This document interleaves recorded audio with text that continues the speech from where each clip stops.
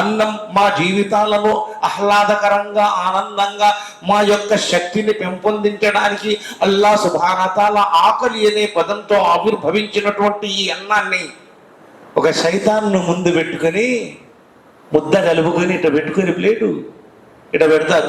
అక్కడ ఏదన్నా సీన్ వచ్చిందనుకో ఇట్నే చూస్తారు, ముద్ద లోపలికి పోదు, కింద పడదు, ఇట్నే చూస్తుంటది అమ్మ. అబ్బా అబ్బా పక్కన అయ్యి అడుగుతాడు, ఇది చట్నీ దానికి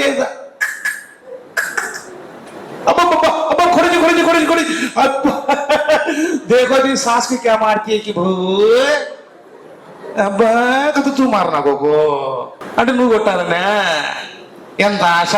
ఆమె చచ్చిపోయి బాగుపడింది, లేకపోతే నీ చేతుల్లో చంపేవాడు. నేను ఇది ఎందుకు అంటున్నానంటే మా జీవితాలలో ఆధ్యాత్మిక చింతన ధార్మిక బోధన లేకపోవడం వలన దునియాతో అటాచ్మెంట్ అయి మా జీవితాన్ని నాశనం చేసుకుంటున్నాం.